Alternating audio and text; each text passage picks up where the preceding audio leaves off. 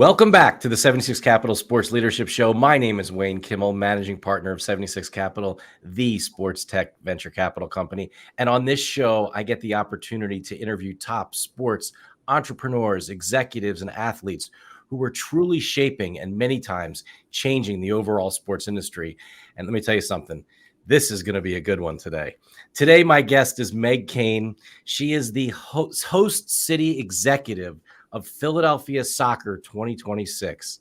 And I'm super excited to talk to Meg about her role in helping shape everything that's happened within Philadelphia with this, how they became a host city for FIFA World Cup 2026, and what she and her team are doing to get ready for the World Cup in 2026, which is coming up really soon, and discussing all the business and partnership opportunities surrounding this global major sporting event. So Meg, welcome to our 76 Capital Sports Leadership Show. Thanks so much for having me, Wayne. I'm delighted to be here. This is so exciting because this is so exciting, for Philadelphia. This is so exciting for the world. This is so exciting for the country, for everybody, that the World Cup is coming to the United States in 2026. And let's just get right to it. How did you get involved in this whole thing? It's a great question. I affectionately tell people that I am the least athletic human being on the planet. So my role in helping to bring the world's largest sporting event with probably the world's best athletes to North America is not something that I had on my professional bingo card, but I'm delighted to have had the chance to do it. I really, it's interesting to think back, because you really have to look back at this bid. And I think it's important to recognize these types of events are years, sometimes even decades in the making. And our role in bidding for this, from the city of Philadelphia's perspective, began in 2017. It began 2 days after the NFL draft was here. That's to kind of give people a time and a place, that the first conversations about this bid started right after the draft, which was an amazing event on the Parkway for Philadelphia. And really, we shone bright and did an incredible job for the NFL. And the bid comes out of the Philadelphia Convention and Visitors Bureau and their PHL Sports, which is led by Larry Needle and Bria Webster-Stanko, and then, of course, Greg Karen, Maria Grasso, and the entire team over at the Bureau. So it started there. I was not involved at that time. I was in a previous role. I had just really come off of the Pope Francis's visit to Philadelphia. So I had just come off my own major event and was taking a little bit of a breather off the major event circuit when the Bureau started this bid. But when I was brought in 2019, it was at the point where FIFA had informed the 17 American host cities that were bidding for the 10 slots initially, that 2020 was going to be the bid year. That was where everything was going to accelerate. The selection of the cities was going to be complete by the end of that year. So I came in very late 2019 as a consultant to the Bureau with another independent consultant, Allison Grove. And the two of us had worked on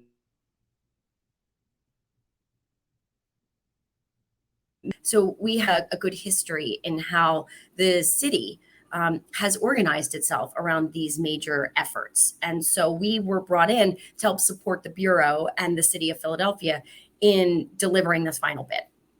Of course, it was going into 2020. And as we all know, the world completely stopped in March. And in fact, I tell people that our first meeting with FIFA was scheduled for March 18th of 2020. I was supposed to be in Dallas, Texas. So I was in the process of cleaning out some files and found my flight cancellation from American Airlines about that trip not going to Dallas, because we were in 2 weeks to stop the spread. And of course, 2 weeks became really the incredible global pandemic that we all experienced together. But it put a pause on this work. And not only did it put a pause on this work, but in many respects, it changed the entire way that FIFA had to go through this bidding process, and changed so much of how we as a city had to think about marketing ourselves, because ultimately this is a bid that not only became elongated, right? And extended itself almost another full 2 years, but everything was done virtually. And in Philadelphia, we know that when we are involved in these big events and when we are putting the city forth, that it's our energy, that it's being here, it's meeting the people and being in the city and getting to know it that oftentimes helps us to elevate and helps us to stand out between Washington, D.C. and New York and Boston, who we are. Right. So how did you do that? I mean, it's incredible. I mean, it was an incredible process. Everything had from the way that you knew how to get these types of events to Philadelphia. I mean, as you said, bringing the Pope to Philadelphia, big deal, right? I mean, this is another huge deal, but you couldn't run the same playbook. How did it all? What did you do? Well, it's really important to understand that the business community and the business leadership in Philadelphia played such a crucial role in stewarding this bid in a way that it has stepped up time and again for conventions, for people visit. The business community is, I think, such a gem in terms of this type of work. And sometimes we don't tell that story. And this is one of those times where we can't tell the story without the business community because we don't win the bid without the business community. And so Philadelphia Soccer 2026 was, certainly benefited from our first chair was David L. Cohen. And if you've lived in Philadelphia for the last 30 years, there isn't anything major that Philadelphia has done on the national or global scale that David hasn't been part of. And so we were really lucky that in this first time, in this first period, that David was in that chair role before he became ambassador to Canada. And the reason I say that is because the one thing that David, is known for is his attention to detail. He is meticulous in the best way and is really thoughtful around how to read a document and to be able to understand exactly what is being asked of us. And so he is a lawyer at heart. And so, starting with the contract is where we started. And what really came to fruition for us and what became very clear was that Philadelphia was so well positioned to meet the needs of what FIFA was looking for in a host city as outlined in their contracts and what they were looking for, that Philadelphia met these what they needed for the stadium, what they were looking for in cities, what they were looking for in terms of how cities are laid out and public transportation. And the things that we as citizens sometimes take for granted really were these opportunities to elevate so many of the good things about Philadelphia because they aligned exactly with what FIFA looks for in a host city. So having David and the rigor of going through that process and really digging into that was important because it helped us to restructure our story a little bit, right? And instead of us thinking about ourselves as, okay, we've got to just, sheer force of will, which is sometimes our go-to, and it's always important. And trust me, sheer force of will was very much part of this.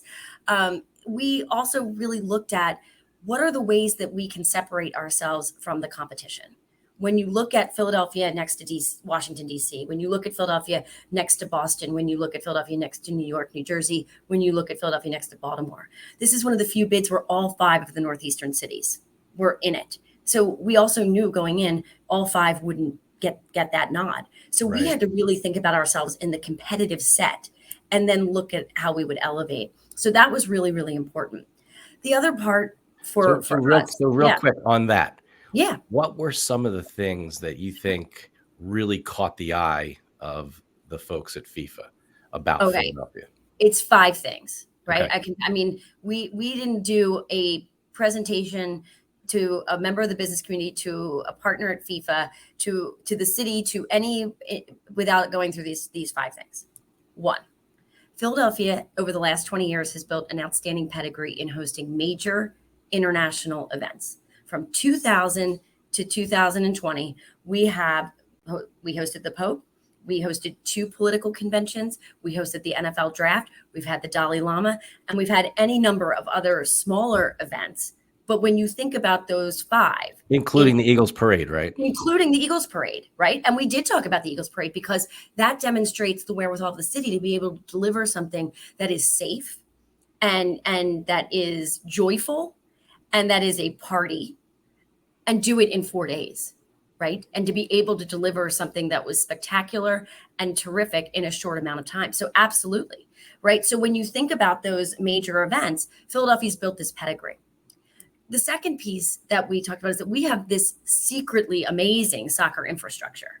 And that starts with Lincoln Financial Field, right? So for 2026, FIFA is using in the United States all NFL venues. So when you look at all of the NFL venues across the country, Lincoln Financial Field stands out for a number of reasons. It's natural grass. It has an amazing groundskeeping team that's led by their vice president, Tony Leonard, outstanding operations with Chris Sharkowski and his team. And of course, you've got the leadership of not only Mr. Lurie, but Don Smolensky and Frank Gimeni, right? So the Eagles have built and have a stadium that meets all these important requirements for international soccer, but is also one of the most sustainable venues in the world. From an environmental perspective, it's one of the most fan-friendly, right? It has a great footprint. It has great hospitality and VIP. So everything that you would want in a stadium, Lincoln Financial Field has. Couple that with, we have Subaru Park and the Philadelphia Union, which is a spectacular stadium in and of itself, right? Which offers an amazing opportunity for teams from a training perspective. And then we also have opportunities for other training facilities, which includes NovaCare Complex. It includes, potentially looking at colleges and universities. University of Pennsylvania and Rhodes Field is another fantastic venue where international teams have trained. So there was a comfort level in this soccer infrastructure that we don't necessarily as citizens and residents think about it all the time, but it's there. And internationally, people know it's there. We just had to point it out and say, this is what we have. The other pieces, we have an absolutely terrific hospitality and public transportation infrastructure. SEPTA was probably one of our best assets in this bid. There are very few cities. Think about it. Think of even the East Coast cities. There are very few cities where you can get on a subway line in the center of the city and be at a stadium in 11 minutes. That's what the Express is. It's 11 minutes from City Hall to NRG Station. So that is very appealing. The airport is 10 minutes a drive from Lincoln Financial Field. Hotels are less than 20 minutes. Any way around, coming from South Jersey, crossing the bridges, coming from downtown, coming up 95, down 95. So we have this infrastructure that with the stadium in the middle, which is the epicenter of this World Cup, where all the important moments are going to happen in that stadium. And we have this infrastructure that allows us to move people in and out. And it's going to be so important to the fan experience. And we do that every Sunday. We do it for 82 baseball games. We've run a World Series game and an NFL game on the same day. We've had basketball and NHL. So we know how to move that and work that sports complex in a really important way. The last two things that were critically important, one is that Philadelphia is they go together as a compact city, right? So the compactness of Philadelphia, its walkability, the way that people who stay in hotels can get to restaurants, cultural attractions, to that in the moments, if you think of a match, you have the pre-match, you've got the match, and then you've got the post-match. Well, if you're in Philadelphia and you're thinking about that, and you are you're coming here as a visitor, we've taken up 6 hours of your day. What will you do with the other 18? Well, Philadelphia is compact enough that we can really create experiences that will help people to understand how incredible the city is and give and really amplify that fan experience. And last but not least, and you know this better than anyone, best sports city in the world. And we really leaned into it, right? We stopped. When somebody said the word snowball, we were like, stop. No, let's talk about the fact that Philadelphia is bound together as a city. And yes, we rise and we fall with our sports teams in a way that is different than any other city in the United States, but maybe any other city in the world. That when we have, when we have teams that we are supporting, when we have teams that we feel critical of, they hear us, right? And one of the questions that we fundamentally asked ourselves when COVID hit and there were no games to be had is, from a Philadelphia perspective, who are we if you can't hear us yell and cheer and roar? Who are we without the roar of the crowd? And what we came to is that this bid was our roar in a quiet time. And that's how we repositioned it. And that's what we built the entire case study, the case for the bid around. It's amazing. I mean, I have chills. I'm fired up. I'm not sure what to think right now. I mean, go Birds, go Union, go Phils, whatever your team is, go Flyers, Sixers. We're all in. It's all part of it.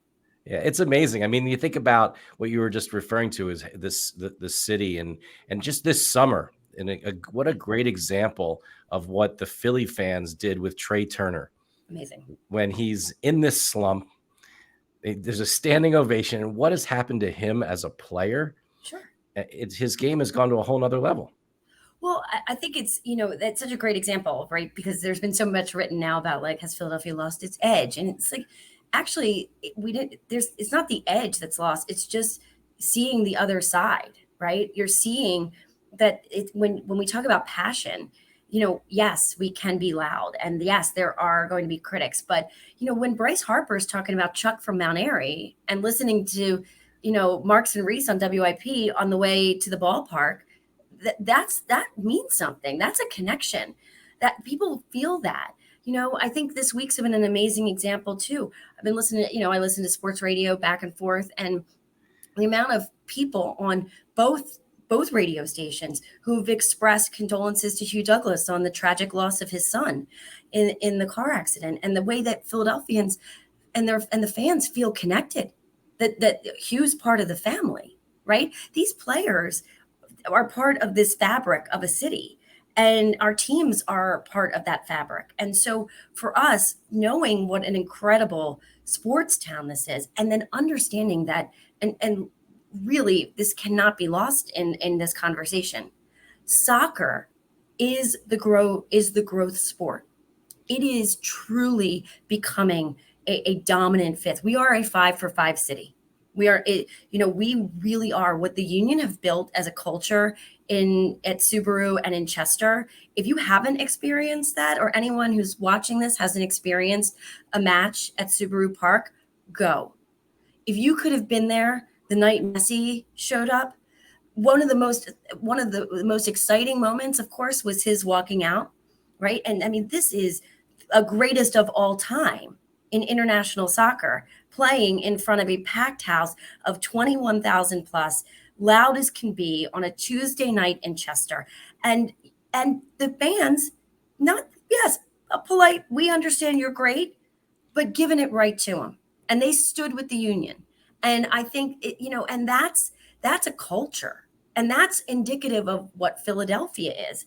And so that is something that we, when we talk to FIFA about how does it translate, it's that fans are fans, and having had the experience of going to Qatar in 2022 and sitting in the stadiums there and witnessing, France play and Portugal play, what you recognize is fans are fans, and those fans are as passionate and knowledgeable and critical and living and dying on every play in those matches in the same way that fans here are, whether they're watching the Eagles, the Phillies, Sixers, Flyers, or Union. And so what I think is going to be the most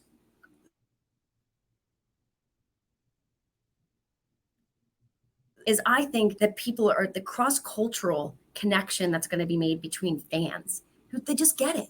They get it. And that's going to be really cool. Yeah, I mean, you mentioned the Union and soccer and everything that's happening now in Philadelphia, and we have a mutual partner in Alejandro Bedoya. He's absolutely. And what I mean, during that Messi game, I mean, it was tough. They didn't win, but his Ali goal scored. was amazing. Right? But Ali scored, and he was the captain, and they rallied. If you watch that second half, They played hard, and they had chances. I know if he was sitting here, he would probably say that they had their chances, but he scored, and like he rallied that team, and that was, and he's a great partner. And talk about being so lucky. When people ask me, like, what are some of the great things that have happened, getting the opportunity to be in this role and getting to know Alejandro Bedoya as an individual and a player has been really a gift. And it's been a gift to everybody at Philadelphia Soccer 2026, because he's not only a great champion for the growth of the game and how important it is, especially for youth, but he's been a great champion of Philadelphia and his belief in the city and what the city can be, coupled with his experience as a U.S. men's national team player, as an MLS star, as a team captain. He brings a leadership from a soccer perspective, but he also really understands Philadelphia.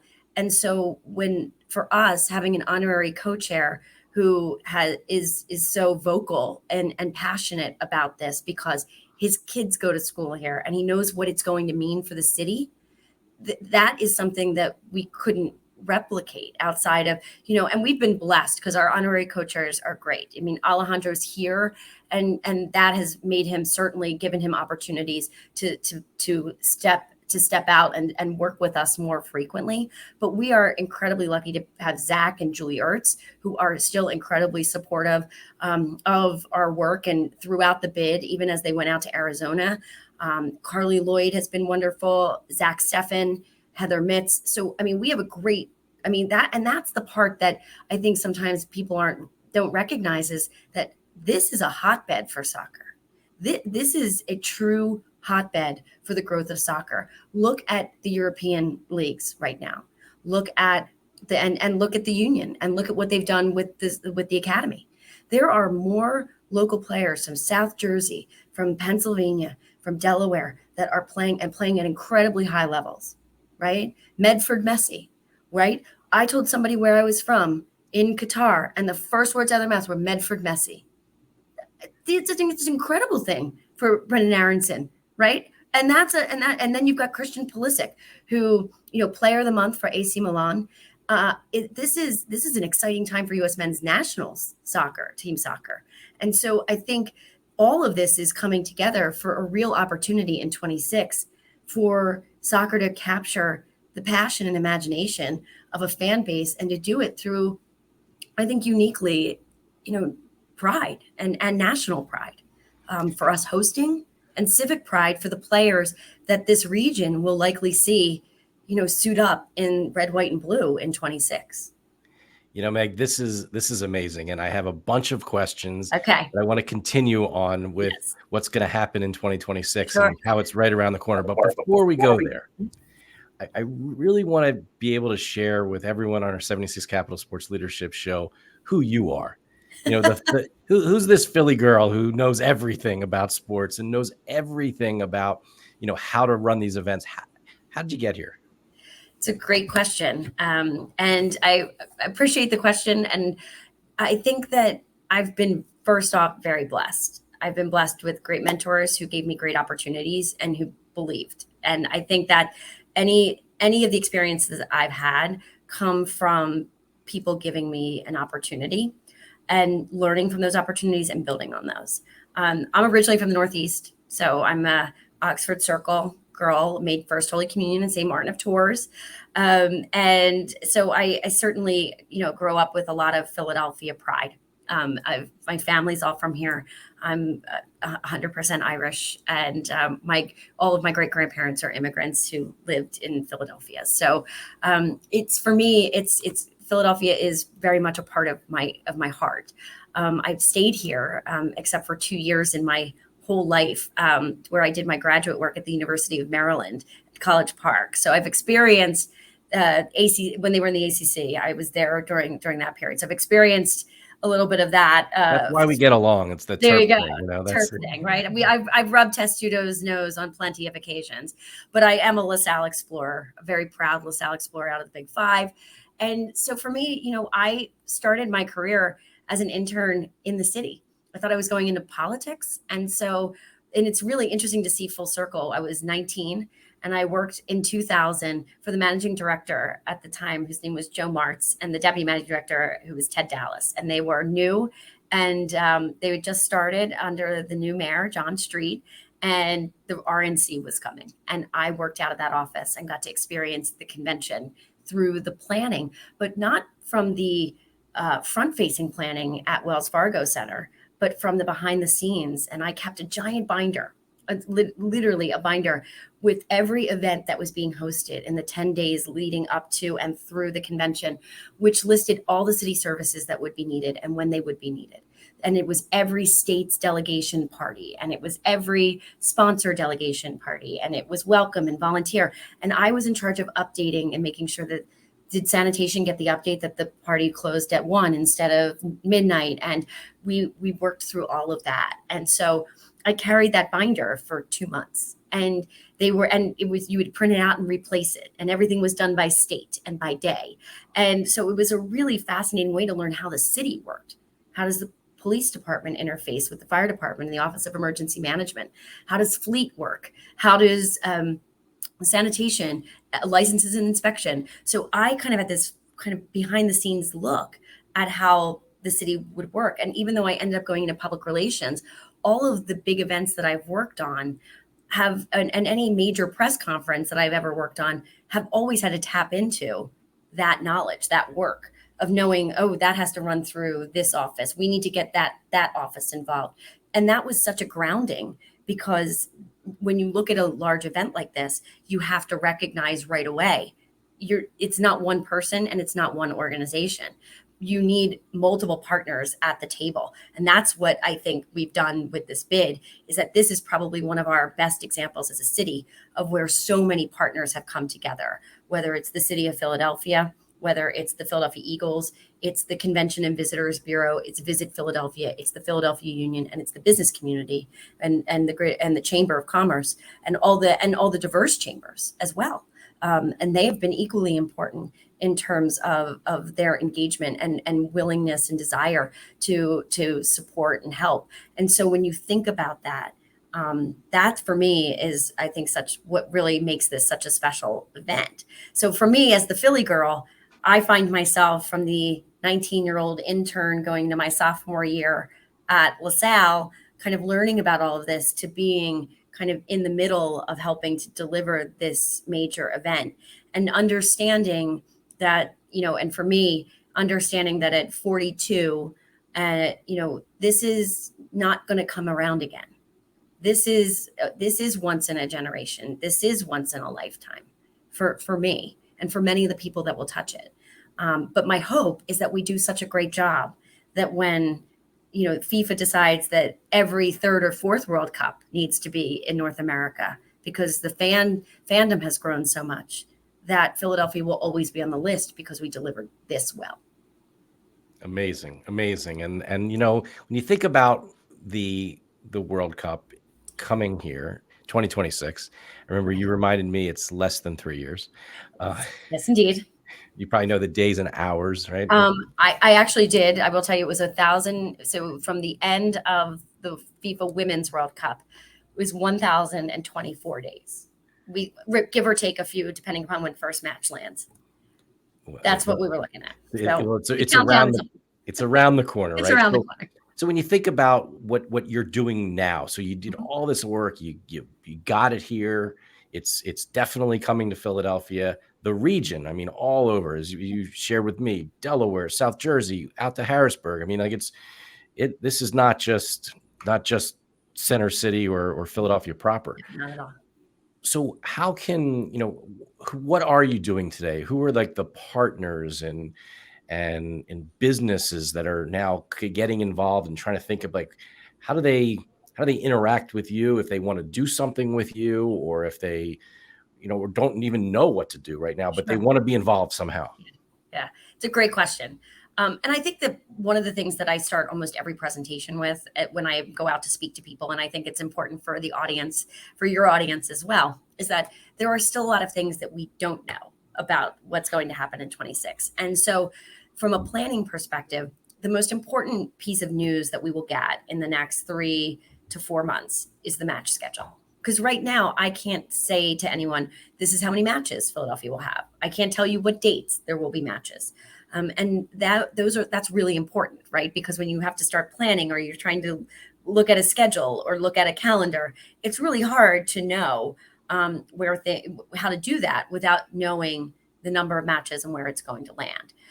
For the benefit of everyone, I think it's important to note that Philadelphia qualifies to host up to and through quarterfinal matches, which is important. That is based on capacity for stadiums. So for Philadelphia and for all of the host cities, we are all expecting that we will have to host a minimum probably of 6 matches, but we could host upwards of 9 because FIFA's made the decision that this is the largest World Cup tournament that they have ever hosted. There will be 104 matches. There were only 64 in 2022. So it's a significant increase. This is across 3 countries. There are 16 total host cities across those 3 countries, and there's 11 American cities that are hosting. And geographically, they are spread out, right? There are quadrants, and if you looked at a map, you would see there's the Northeast, right? So we're working closely with our partners in Boston and New York, New Jersey, as well as Toronto. There's down south, there's going to be Atlanta and Miami. You'll see them. Texas is hosting in 2 cities, Dallas and Houston. Kansas City is the anchoring the Midwest. And then on the West Coast, you've got Los Angeles, San Francisco Bay Area, which encompasses San Francisco, San Jose, Santa Clara, and then you have Seattle. So it's really geographically broad from a United States perspective. So not yet having that match schedule right now, as we look at planning, what we're really focused on is what are we going to need, and what are the types of groups and working groups that we're going to need to put together, and what are the key partners that will need to come to the table. And so much of 23 is a transitional year for all the host cities. It's the beginning, right? Because we found out that we won the bid in June of 22. And again, 2.5 years later than we expected. So all of a sudden you are 2.5 years shortened on your planning. Then FIFA has an off-cycle World Cup where they don't play in the summer and they play in winter. And then it's coupled back to back with FIFA World Cup 23. I mean, to give you a sense, qualifying tournaments for World Cup in 2026 start today, September 7th. So we're already into qualifying. And so the match schedule, once that drops, is going to really help us to frame this out. It's important too, but Philadelphia probably has a really unique perspective from other host cities in terms of what's happening with our planning efforts, because 26 is World Cup is absolutely the biggest. It's the international event that's coming. But the 250th anniversary of the country is going to be celebrated probably in the same 6-week span of the World Cup. And then we are also hosting the Major League Baseball All-Star Game. So there are going to be 6 weeks in Philadelphia where that all eyes are going to be on the city of brotherly love. And it's going to be sports driven, but it's also going to be culturally and historically driven. And so we have to make sure our planning intersects and interfaces and connects in with that. We want to be good partners. And so one of the things that we've done a lot of work, especially in this year, is making sure that we're looking at 2026 holistically with the city, because the resources that we will need, safety, security, Office of Emergency Management, fleet, sanitation, all those things we need for the 250th anniversary of the country. That's what that commemoration and celebration might look like. We need it for the Major League Baseball All-Star Game. So we know that we are part of a 26 ecosystem. But World Cup, make no mistake, is the biggest sporting event and the biggest event that will hit in that year, based upon our expectations of how many people will come, likely north of 500,000 people to Philadelphia just for soccer over a 38 to 40 day period. And 70% of those people will not be ticketed. They will come to follow the team and be in the city, to be part of the excitement. They want to be part of the party. That's it. And so to your point earlier, Wayne, about this isn't just Center City in South Jersey. This is about the Commonwealth too. This is the state of Pennsylvania hosting the World Cup. That's really important. And so we are going to be going out in Q3 of this year, fall of 23, and into 20. And York and Erie and Pittsburgh, which we've been out to a few times, and Harrisburg, and making sure that we're going out into the Commonwealth to make sure that everyone recognizes that while Philadelphia may be the host city, it is the state that is hosting FIFA, and that everyone is welcome to be part of that. Well, Meg, as we wind down here on our 76 Capital Sports Leadership Show, I mean, this has been amazing. I mean, you're the host city executive of Philadelphia Soccer 2026. What an exciting job that you have. What an exciting opportunity. It's probably like just, I wouldn't even call it probably a job. It's probably like your life right now, right? It's so encompassing. You know, and I'm really blessed, and I think it's really important because it's an amazing job, and I'm so blessed. But I'm really also blessed that we've had an incredible team. I spent some time earlier talking about David L. Cohen, who served as our first chair, and I talked about how David was the chair at a moment when his skill set probably helped us to really hone in on what we needed to do, and then he became ambassador to Canada, right? A well-deserved recognition of all of his great work on behalf of Philadelphia, and representing our nation, proudly in Ottawa. And, Philadelphia is one of those rare places where, like, when a David L. Cohen has to step out, like, there's a Dan Hilferty that steps in. And so Dan Hilferty, as our current chair, who has been our chair since November of 2021, and helped really lead the last push on the bid, and really helped. I mean, his energy, his passion for Philadelphia, which you're now seeing in his new role as the chairman and CEO of Comcast Spectacor, has been incredible. He's our chair. Michelle Singer, as the vice chair of Philadelphia Soccer 2026, has helped lead at the DNC, and has worked on so many issues, and helping to frame Philadelphia and its place in the national conversation in so many important ways. So, we have a great board led by Dan and Michelle. We have a great team that's building. And we are building, and I will say that that's going to pick up the pace soon enough. But we're really lucky that we've had people who have been committed since really the beginning of this. Allison Grove, who was the consultant that came in with me, remains as our chief commercial rights officer. Emily Malmstrom, who stepped in and supported our chairs, and was such a key part of our business community outreach, and the fundraising remains involved. We've had amazing partners that have stepped in and out, great consultants, and I'm just really lucky to have that team around me. So while I'm privileged to be here to have the conversation and tell you the story, it's a story that's really shared by an incredible group of people. And I'm lucky to have the opportunity to work with them and to help lead this effort with them by my side. Well, it's an amazing thing that you're doing. It's going to be so much fun for everybody here in Philadelphia and across Pennsylvania, across the 3 countries that are hosting the World Cup.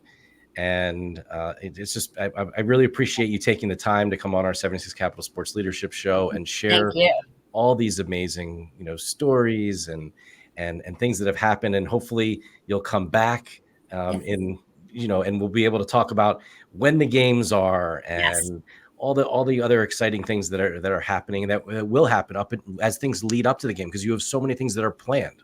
Correct. We have so much ahead of ourselves. And I think that's an important thing. And I'd love to come back and provide an update. We're going to have the match schedule. We're going to have Fan Fest locations. We're going to have, the planning is going to be really important, and there's going to be a lot of build up to it.